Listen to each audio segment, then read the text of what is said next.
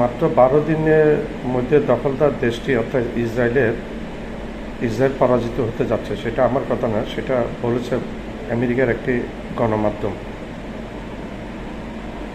তেহরানকে যখন ট্রাম্প খালি করে দিতে বলেছে তেহরানের জনগণকে, তখন পাল্টা হুমকি দিয়ে ইরান বলেছে হাইফা এবং তেল আবিব তাড়াতাড়ি খালি করে দেওয়ার জন্য। ইতিহাস বলছে হিস্ট্রির বড় আক্রমণ হতে যাচ্ছে, ইরান বলেছে দখলদার সন্ত্রাসী রাষ্ট্র ইসরায়েলে সারা রাত ইরান ব্যাপক মিসাইল অ্যাটাক করেছে। আমেরিকা বাংকার ব্লাস্টার বোমা নিয়ে B-2 বোমারের বিমান নাকি আসছে বলে শোনা যাচ্ছে।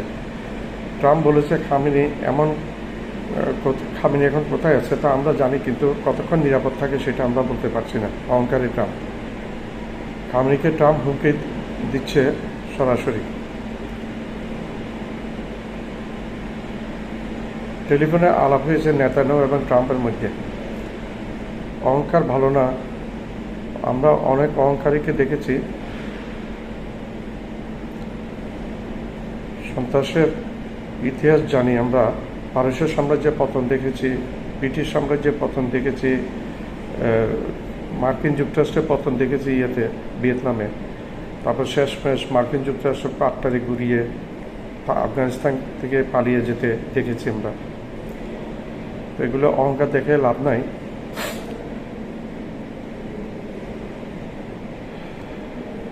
আলেকজান্ডারকে আমরা দেখেছি পতন হতে।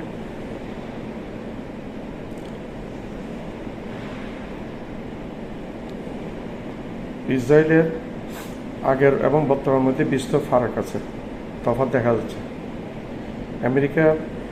আমেরিকার একটি পতন অনিবার্য বোঝা যাচ্ছে। আমেরিকা ইসরায়েলের পক্ষে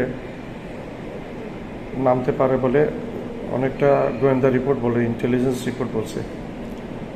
ইসরায়েল ইরান সংঘাতে যোগ দেওয়ার সম্ভাবনা বিবেচনা করছে আমেরিকা। বলা হচ্ছে চায়না গোপনে অস্ত্র বোঝাই বিমান পাঠিয়েছে। এই যুদ্ধে ইসরায়েল ফেঁসে গেছে। আমেরিকা ছাড়া ইসরায়েল চলতে পারে না, সেটা আবার প্রমাণিত হয়ে গেছে। আমেরিকা ছাড়া এই যুদ্ধে ইসরায়েল জিতবে না, ইসরায়েল ধ্বংস হয়ে যাবে, পরিষ্কার দেখা যাচ্ছে। আমেরিকা যদি মনে করে এই যুদ্ধ সহজ হবে, তাহলে ভুল হবে। আমেরিকা যুক্ত হলে ইরান সাথে চায়না, রাশিয়া এবং উত্তর কোরিয়া যুক্ত হয়ে যাওয়ার সম্ভাবনা আছে। তখন আমেরিকার শ্যামরাকি না কুল্লাকি অবস্থায় পড়ে যাবে। ভিয়েতনাম থেকে আমেরিকা চ্যালেঞ্জে পড়েছিল এবং ভিয়েতনাম থেকে এবং আফগানিস্তানকে আমেরিকা পাট্টারি গুটিয়ে চলে আসতে হয়েছে, আমরা সেটা দেখেছি। অহংকার যে ভালো না সেটা আমি আগেও বলেছি। এবং আমেরিকার সাথে পুরো ইউরোপ থাকলেও এদিকে চীন এবং রাশিয়া থাকবে ইরানের সাথে। ইরানের একটা মিত্র চীন এবং রাশিয়া। ইউক্রেন যুদ্ধে ইরান বরাবর সাহায্য করেছিল রাশিয়াকে। আর চীনের ব্যবসা আছে, চীনেরও একটা চীন চাইবে না ইরান আমেরিকার দিকে চলে যাক, রাশিয়া চাইবে না ইরান আমেরিকার দিকে চলে যাক, সেটা কখনোই হতে দিবে না। এদিকে পাকিস্তানও সমর্থন করেছে। পাকিস্তানের প্রধানমন্ত্রী মিটিং করেছিল আয়াতুল্লাহ খামেনির সাথে।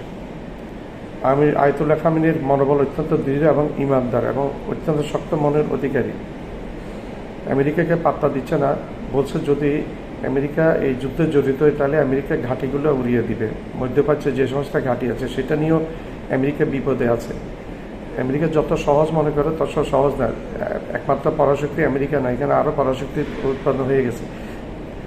চীন আছে পরাশক্তি, রাশিয়া আছে পরাশক্তি, আর ছোট্ট নর্থ কোরিয়া, উত্তর কোরিয়া পর্যন্ত আমেরিকাকে পাত্তাই দেয় না, হুমকি দুমকে দিয়ে বসে, কারণ তার কাছে পারমাণবিক বোম আছে। সে বলছে ইরান আক্রান্ত হলে সে বসে থাকবে না, এটাই শোনা গেছে। আমার চ্যানেলটা লাইক করবেন, শেয়ার করবেন, সাবস্ক্রাইব করবেন, বেল আইকনটা প্রেস করবেন।